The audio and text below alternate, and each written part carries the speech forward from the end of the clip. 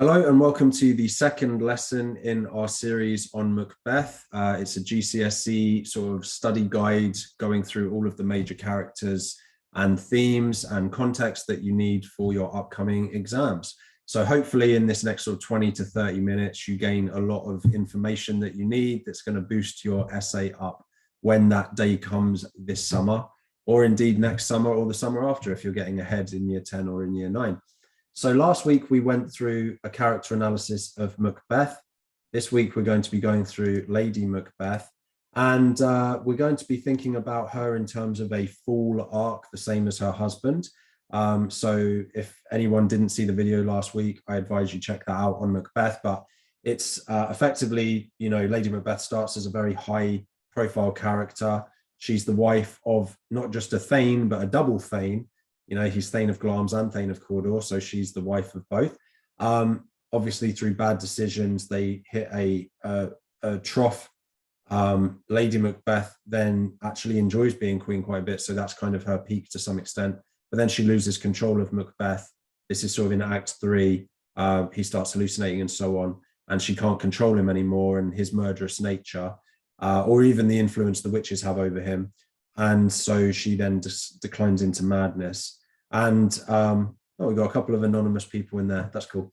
Okay, so let's just go straight into what Lady Macbeth is like to begin with. And then we'll go through some key quotes. And the other thing I thought would be interesting today is to go through an extract. So we'll be looking through a little extract from Act 5, Scene 1. Most students have done Act 1, Scene 5 to death, Act 1, Scene 7 to death. A lot of students haven't really done Act 5, Scene 1 that well and thought about how this is the ending of Lady Macbeth's character arc. So we'll just pick a few things out of that and see how that relates. And if there's enough time, which hopefully there'll just about be in the last few minutes, we'll do a model paragraph on Lady Macbeth as well to give you a bit of a kickstarter. So as I said, Lady Macbeth is a character that's on a fall arc.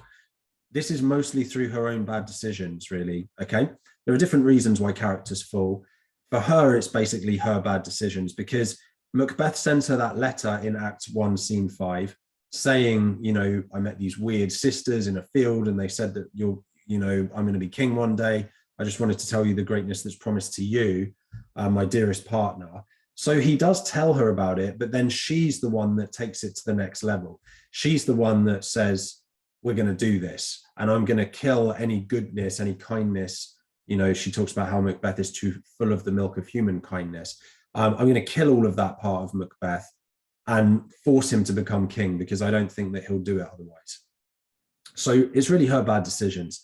And Macbeth is on the fence, remember, at the beginning. He's like, cannot be ill, cannot be good.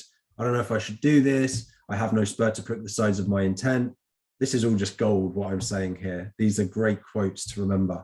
Whereas she is like, take my milk for gall. She's like, no, I'm gonna trick these people. And that's what comes into one of the reasons I say that she's one of Shakespeare's greatest female characters, is she's such a complex, villainous character. She actually subverts gender expectations completely for the time. So Jacobean England, patriarchal society, women were almost seen as second-class citizens at that time, really. And yet she controls her husband, controls a lot of the Thanes through manipulation. And that shows just how ruthless and deceptive and intelligent she is as a character. She's incredibly intelligent because she's able to manipulate all of these other people, these high status people, into believing that she's just this weak, fragile woman who couldn't do anything. And yet she's the one that has convinced her husband to kill Duncan. She's the one that came up with the entire plot. And then once they all discover Duncan's body and everything, she's the one that even faints to take some of the heat off of her husband, who is sort of cracking under the pressure a bit. And it looks like he's maybe on the verge of even confessing to the crime. So she's the one that controls all of that. The reason I say she's a complex anti-villain is because she is a villainous character, but she's not fully villainous. So an anti-villain is like a relatable villain in some sense. And we can't fully relate to everything about Lady Macbeth. I mean, when she talks about, in Act 1, Scene 7, when she talks about how she would kill a baby who's just been breastfeeding on her, she'd grab its head and smash it against the floor. We can't relate to that. That's pure villainy. But when she's in Act 3, Scene 3, for example, talking to Macbeth, saying, look, we're king and queen now. We need to just enjoy this. And he's going off on one and saying, oh, my mind's full of scorpions. I can't do this. You know, we do get to see a little bit of her more human side. She seems to soften a little bit.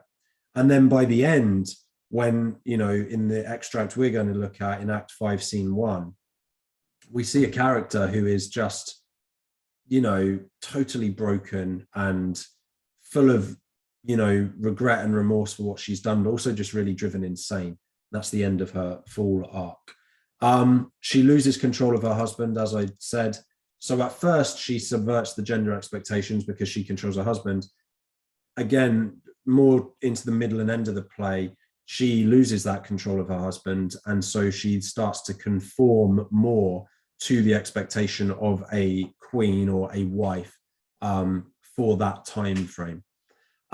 There's also a suggestion, this is something I want you to remember if a question on Lady Macbeth comes up. Well, I want you to remember all of this, but there's a suggestion that the spirits do sort of haunt her as well. So in Act 1, Scene 7, no, sorry, Act 1, Scene 5, this is before she's spoken much to Macbeth about it. She says, come spirits, unsex me here, fill me from the crown to the toe top full of direst cruelty.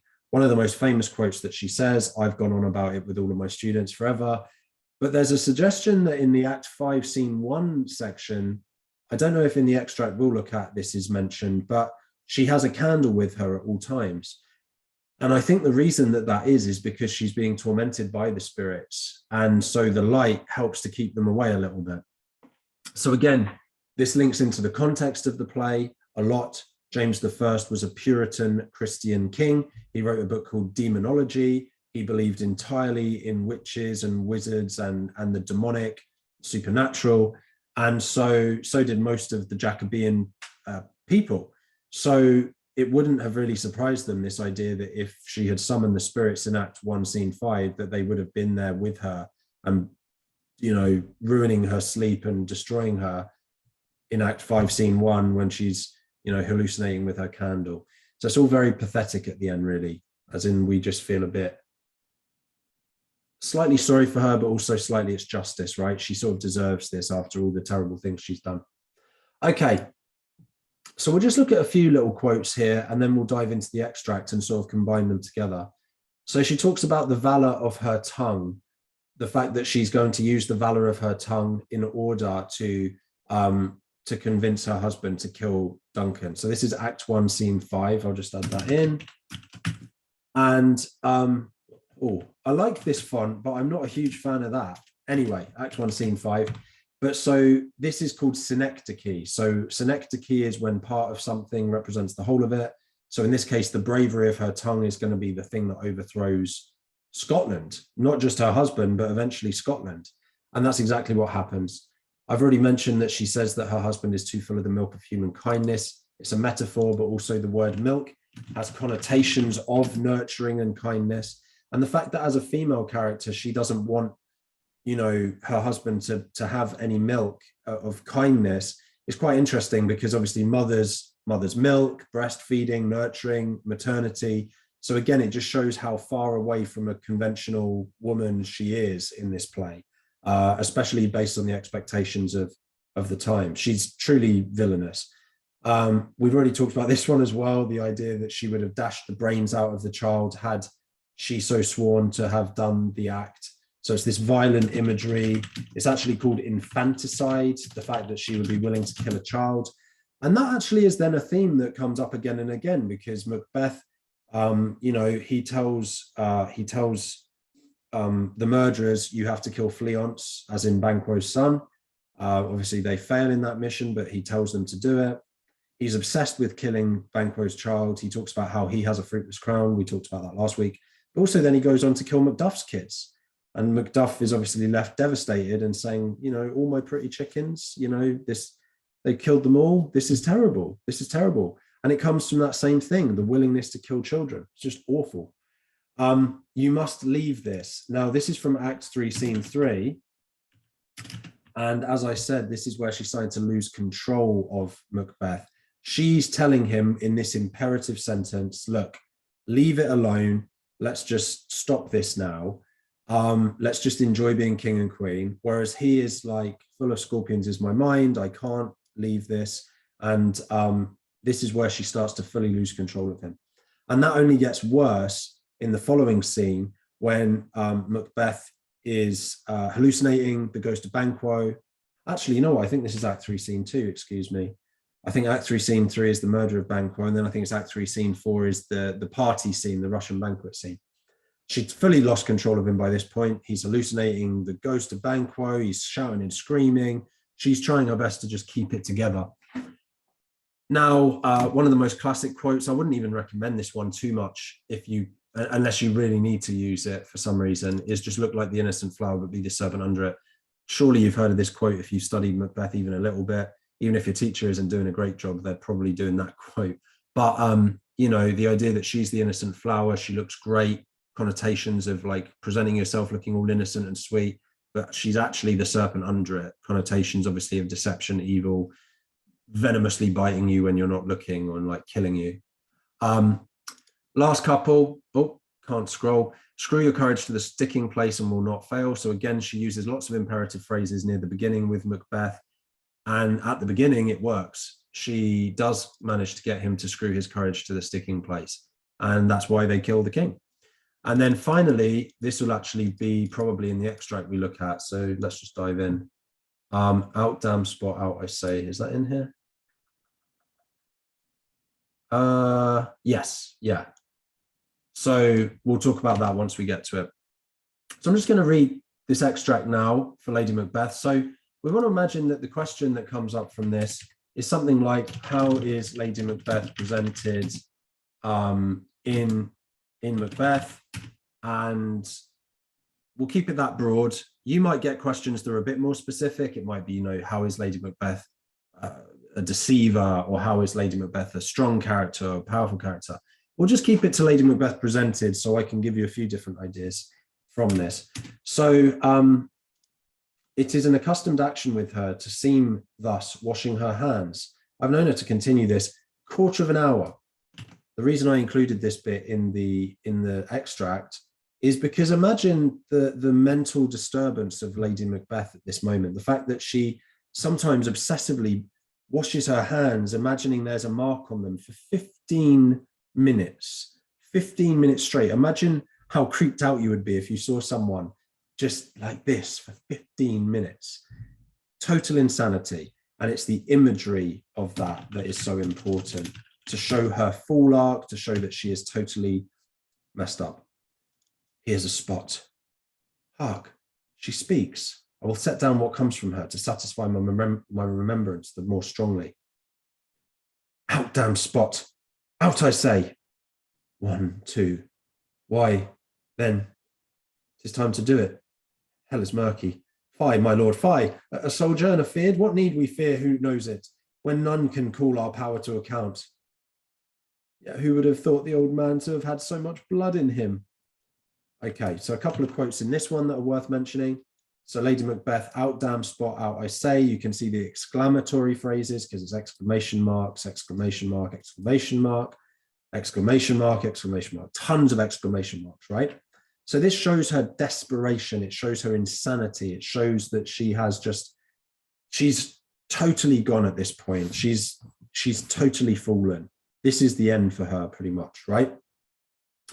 There's an irony as well. I'm just going to add these things in. There's the irony of the fact that, sorry, just add these in. It's exclamatory and it's irony. The irony that she, is seeing blood on her hands now, whereas to relate this back to Act 2, Scene 2, when they murder Duncan, she says, a little water clears us of the deed. So we see how far she's fallen because she now is hallucinating blood on her hands. And that then links her more to Macbeth, because Macbeth obviously says, will all of Neptune's ocean wash this blood free from my hand? So immediately he feels the guilt. It's taken Lady Macbeth a lot longer to feel this guilt. Okay, who would have thought the old man to have so much blood in him? So the old man is obviously Duncan, and the fact that he has a lot of blood in him, this is very graphic, gory imagery. And the reason that I picked this quote out, it's a pretty obvious quote, but the reason I pick it out is because imagine being the doctor or the nurse seeing this, first of all, you would have known almost immediately. You know, it's a doctor and it's a nurse. They're not stupid. They would have known that the old man probably was Duncan. And it's also this imagery that she has maybe repressed. She saw all the blood, but she just put on a brave face. Now, the reason that's important is because you could think of Lady Macbeth potentially being a character who has been overcome by the supernatural. Or at the beginning of Act 2, Scene 2, she says, that which hath made them drunk hath made me bold. So we get this sense, because obviously the whole plot was that she was going to get the guards drunk so they black out so they can kill Duncan, right? That's the plot. So she's obviously drunk. So maybe the reason that she's now thinking about the blood in Duncan is because at the time she was drunk. So she put it off, put it off, put it off. She tried not to deal with her emotions. Whereas Macbeth was sober when they did all of these things. So he immediately saw all of the issues. Okay. The Thane of Fife had a wife. Where is she now? What? Will these hands ne'er be clean? No more of that, my lord. No more of that. You mar all this with starting. Just realized, sorry, guys, something else I wanted to say about this. Notice all the dashes as well. So they're very short clauses and very short sentences. And actually, I need to include that. So the short clauses and short sentences also show her the tension and just the terrible situation, the panic, the anxiety she's in.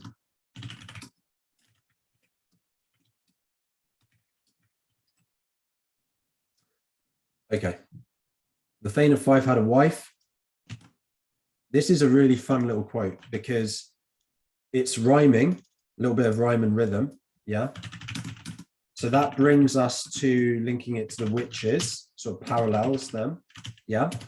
But also it's obviously talking about Macduff's wife. The Thane of Fife is Macduff. So the Thane of Fife had, past tense, a wife. It suggests that maybe something that tipped Lady Macbeth over the edge was this final act of killing everyone in Macduff's family. So when she talks about that, I think that that really shows like breaking point. Was this the news that turned her from being pretty insane to fully gone? I'm not sure, but that's really interesting. Okay, so then we have go to, you have known what you should not.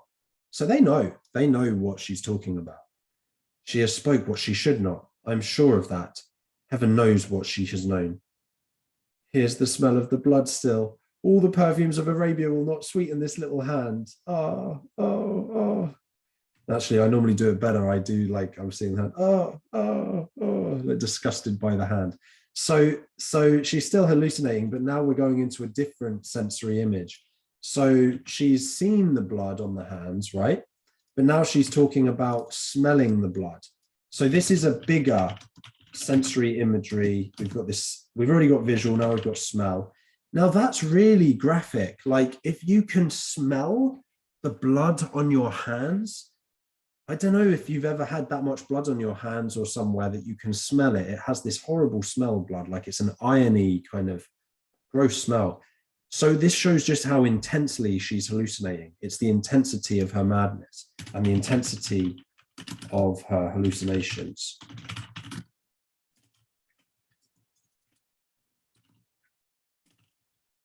What a sigh is there. The heart is sorely changed.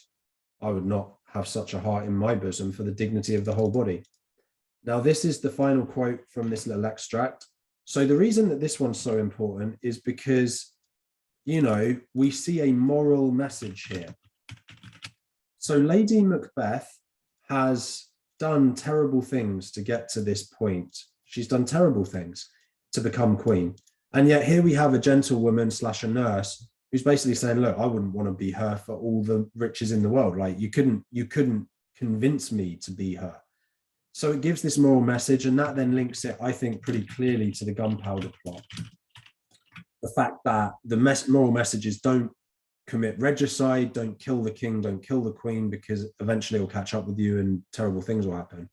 that's exactly linking to the gunpowder plot, Guy Fawkes being caught trying to kill James I, and then obviously it did not go well. He was hanged, drawn, and quartered. The four quarters of his body were dragged to the four corners of the kingdom. This is not a good way to die.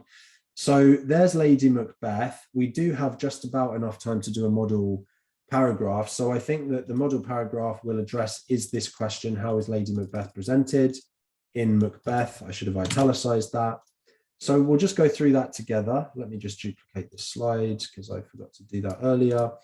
So as usual, we're going to be going point, evidence, technique, explanation, and then reader response and context.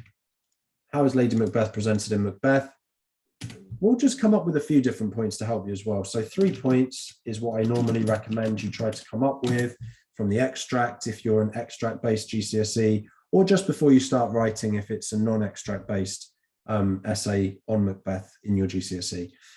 So if we think about it from what we've just looked at today, Lady Macbeth is clearly presented as fallen character. You can look at that all day long.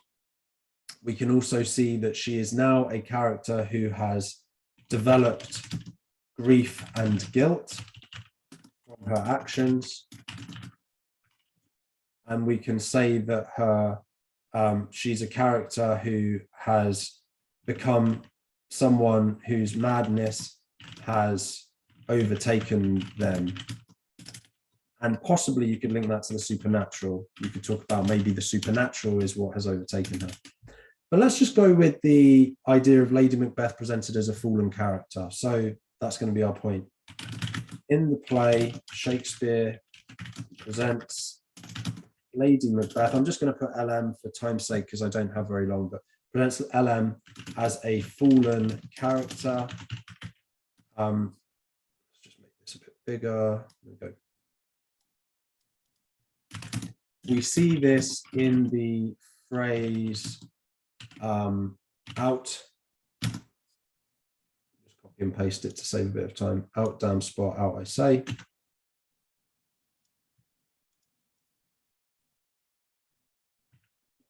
Out, damn spot, out, I say. So that's the first bit of evidence. The exclamatory sentences, along with the imagery of blood on her hands, both symbolize the fact that Lady Macbeth feels a great deal of pain from her choice to kill Duncan, since she is now seeing the blood that was spilled months after, maybe even years, long after, let's say, the regicide.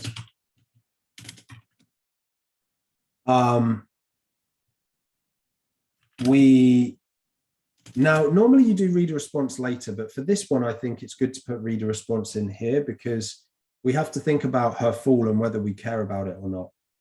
Actually, no, I'll keep it to the normal format. Initially, in Act 2, Scene 2, Lady Macbeth remarks, "A little water clears us of the deed." We see a huge juxtaposition in her attitude towards the murder of Duncan, since the little water needed to clear her of her guilt suggests that she doesn't feel that killing is a morally evil act or action. Something like that. So we've got that she made these bad decisions, they're hatching up with her now, yeah. And it's also hallucinatory as well, I think I should say that. The fact that she is hallucinating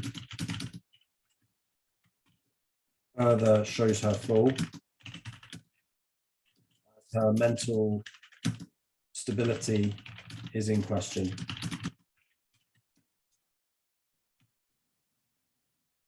So the fact then that she doesn't care about killing Duncan, as the reader, we feel little pity or little pathos for her character, as she showed no remorse for her victims. This is significant because in the Jacobean era, so now we're going into context just to finish it out. In the Jacobean era, Guy Fawkes attempted to commit regicide by killing James I. And so we see, and so we see a parallel between Lady Macbeth's decision, or the Macbeth's decision, and the real world consequences of an attempted murder in the society at the time. The moral message seems to be that murder does not go unpunished. Okay, cool. So that's basically, in a nutshell, the sort of thing that I would want you to write for a model paragraph on Lady Macbeth. If you're looking at her fallen character arc, a couple of quotes explained. So yeah, that's about all we've got time for. If you have any questions, feel free to comment below. If you like the video, please like it. And I'll see you next week for another one. All right, take care. Thanks very much.